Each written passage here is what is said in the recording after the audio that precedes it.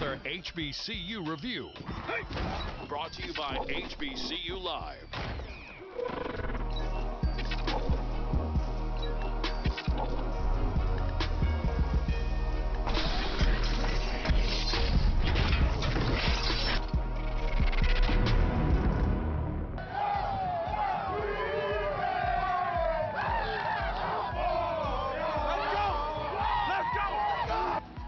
And we ready for another edition of HBCU Live, picking it up from Columbia, South Carolina, where the Benedict College Tigers were looking for the upset over Albany State.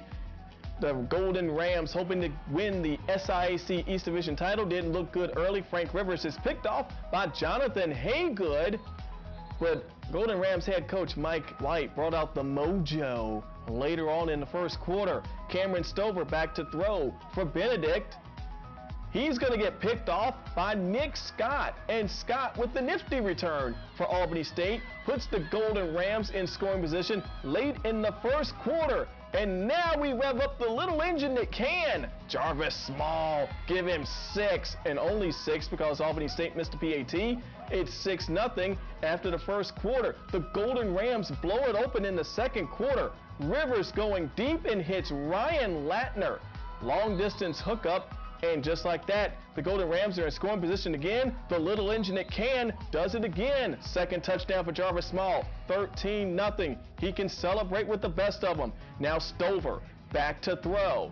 Trying to find a receiver, but he's picked off again. It's Nick Scott one more time. Just like that, Albany State in position to possibly blow this game open. And the little engine that can does it again. 3 touchdowns in the first half already. It's 20-0 Albany State. Now Adrian Alexander gets in on the act later in the second quarter. It's 27-0. We're not done yet. Still more in the first half. Jarvis Small, 234 yards and 4 touchdowns all in the first half. Albany State leads 33-0 at the half. He's too tired to celebrate. The little engine that can needs a breather. So let the cheerleaders take over, why don't we? Now, Benedict College scored a couple of touchdowns in the second half to get on the scoreboard, but Adrian Alexander gets in here. ASU ran for 325 yards and 6 touchdowns.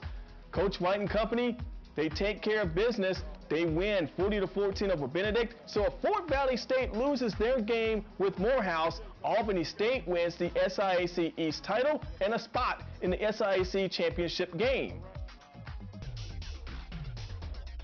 So as we go to Atlanta, the pressure's on Donald Pittman and the Fort Valley State Wildcats. FVSU already off to a 7-0 lead.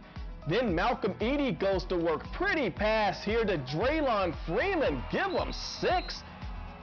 Fort Valley State is off to a 14-0 lead over the House in BT Harvey Stadium, but the Maroon Tigers rally in the second quarter. Monquavius Johnson, who's missed quite a bit of time with injury, is back in the lineup, and the Morehouse offense looked good. He led the House to 2 touchdowns to make it 14-12 Fort Valley at the half. Same score, fourth quarter. We've got a bunch of madness to tell you about. Shelton Hamilton's touchdown gives Morehouse an 18-17 lead. So they go for 2, looking for the 3-point lead. But Johnson fumbles the football. It's loose. LaRon Furr picks it up for Fort Valley State. Could it be? Yes, a 98-yard scamper into the other end zone. So Fort Valley State converts to PAT, and they go up 19-18 early in the fourth quarter. Now we pick it up with 1:32 to play. Hamilton with another touchdown run.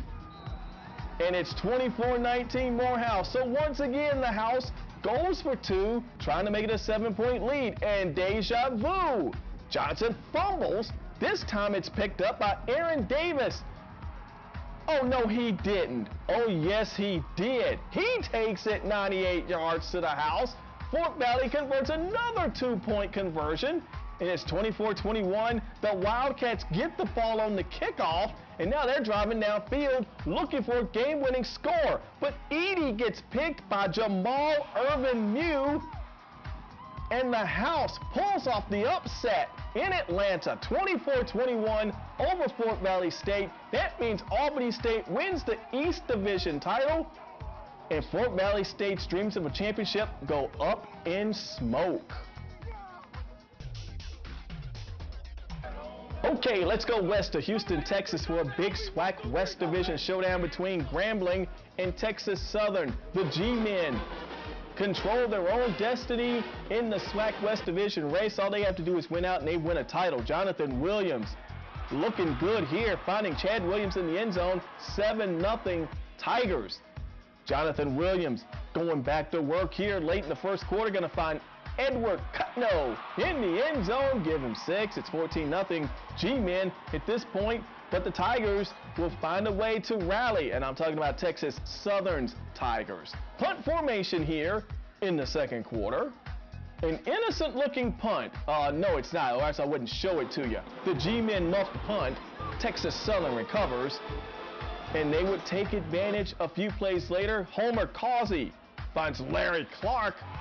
And just like that, we've got a game again. It's 14-7 in favor of Grambling. But the TSU cheerleaders didn't have a whole lot to cheer about in this game because the G-Men scored just before the break. And it's 21-7 Grambling at the half. They would stretch that lead in the third quarter. Jonathan Williams doing it this time with his legs. A touchdown run there to make it 28-7. Jonathan Williams probably in a mano-a-mano race with John Gibbs for the top quarterback in the SWAC. The G-Men defense stepping up here. Nowhere to run for the Texas Southern Tiger offense on this particular play in this particular game. Then it's Steven Johnson working the G-Men offense here late in the game. And G-Men of Grambling going to get the win by a final score of 35-7. All right, let's head to CIAA country where Virginia State was hoping not to get caught, looking ahead to that big matchup with Virginia Union. The Trojans, however, got all they could take from Chawan early on, but a 4th and goal stand seemed to wake up the Trojan faithful and the Trojan football team. Terrian Ayers goes to work, finding Kevon Bellamy. 7-yard touchdown pass, and it's 7-0 in favor of Virginia State. The Woo-Woos approve of that touchdown. They will also approve of this play. Ryan Nolan gets picked off by Taquante Sims. Another solid effort from that Trojan defensive squad. But late in the third quarter, Nolan goes to work, finds Antoine Randall behind the Trojan defense, and all of a sudden, Chawan's got a drive going early in the fourth quarter. Nolan's going to find Dexter Green, this long-distance hookup. All of a sudden, this game is a little closer than Virginia State expected. It's 20-7 at this point.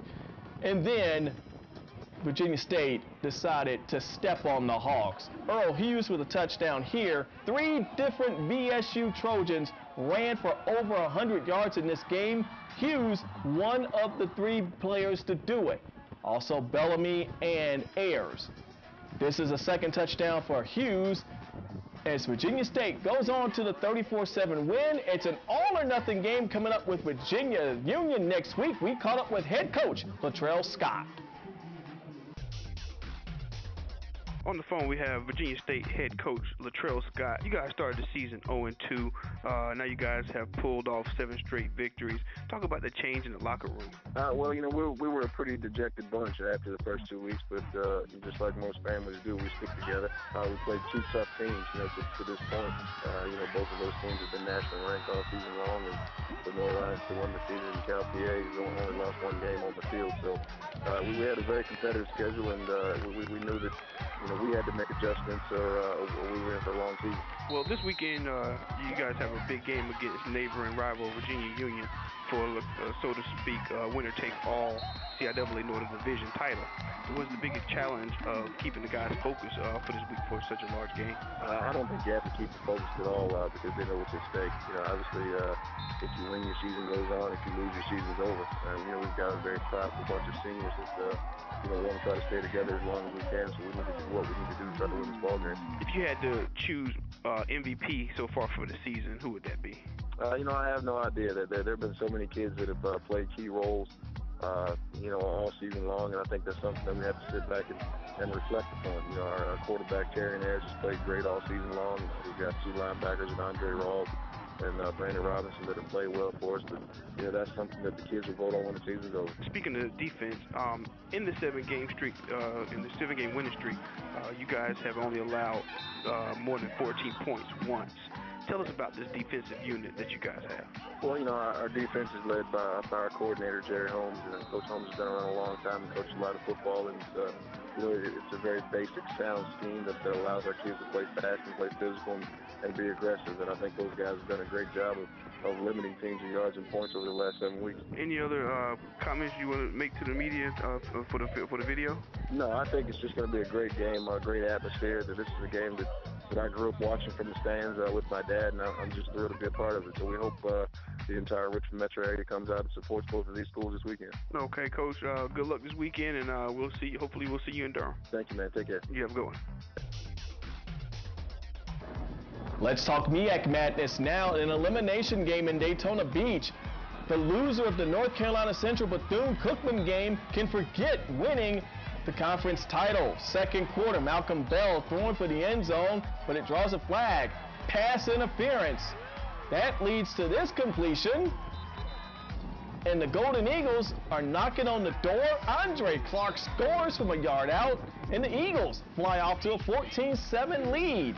Bethune-Cookman comes right back down the field. Michael D. Jones, 43 yards for the touchdown. Give him 6 and only 6. BCU misses the point after. So Central leads 14-13. It's 20-13 when Anthony Jordan gets in the end zone for the first of his 3 touchdowns to tie the game at 20.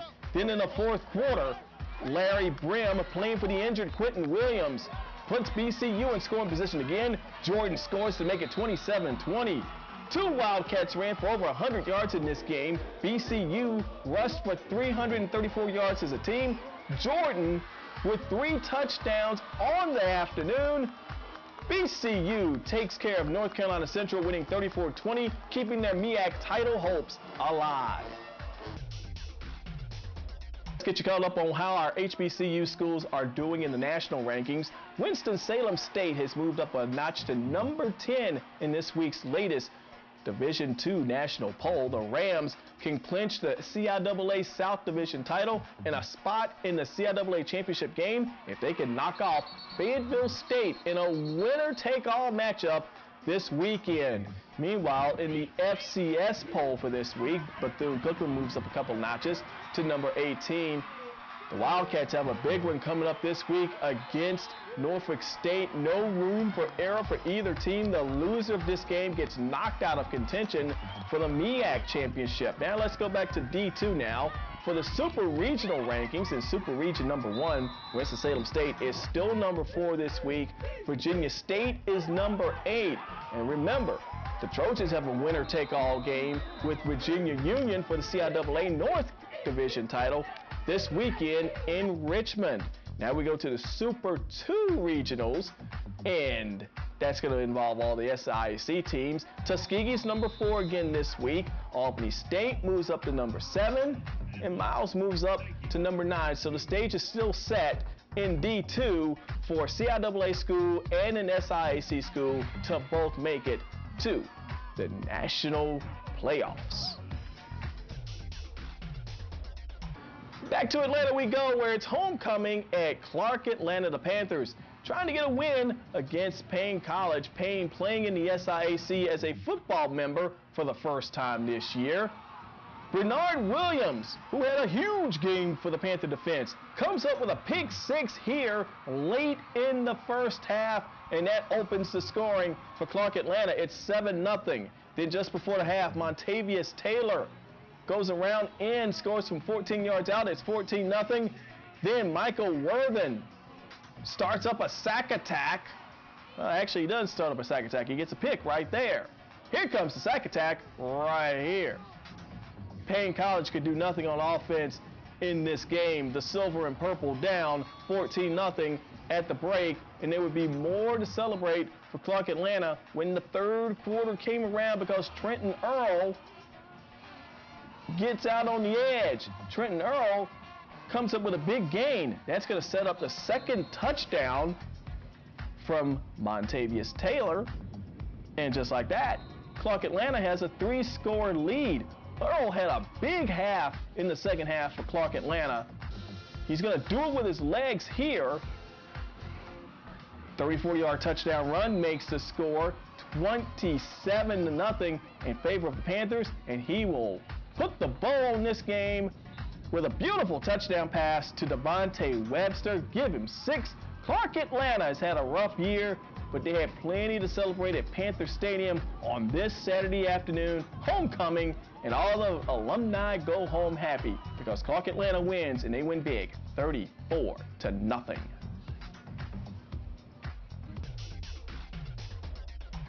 All right, let's go to Charlotte for one more game in the CIAA. It's homecoming at Johnson C. Smith Chili Irwin Belk Field as the Golden Bulls play host to St. Augustine's. I don't have any points for you, no scores, so I gotta give you the notes on the game and just have you trust me on this one, okay? Trust me on this one game. For the first 56.5 minutes of this game, there were a total of 3 points, 1 stinking field goal. Then our cameras left and all the fun started.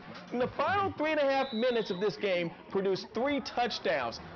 Keon Wallace throws a touchdown to give Johnson C. Smith a 7-3 lead. Then St. Augustine's comes back and they score a touchdown with 32 seconds left to take a 10-7 lead. You think the game over, right?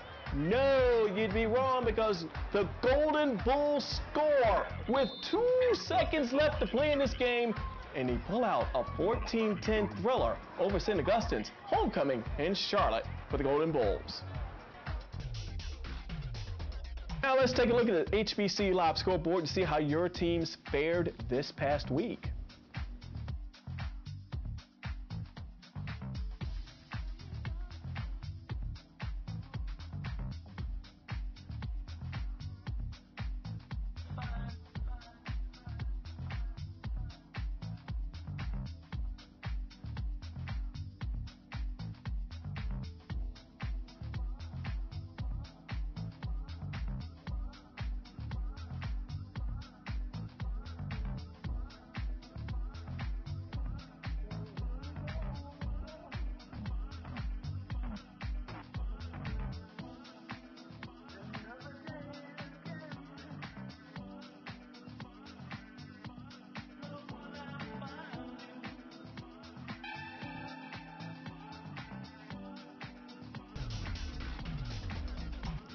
Hope you enjoyed this edition of HBCU Live. We will be back with you next week. The big one in Fayetteville, North Kakalaka, will decide the CIAA South Division title between Fayetteville State and Winston-Salem State. We'll also have the winner-take-all in the CIAA North between Virginia State and Virginia Union, and we'll have the Fountain City Classic, Albany State and Fort Valley State. Now, sponsorship opportunities are available. Get on the bus at the ground floor and ride with us as we move on up. So, look us up, www.hbculive@aol.com,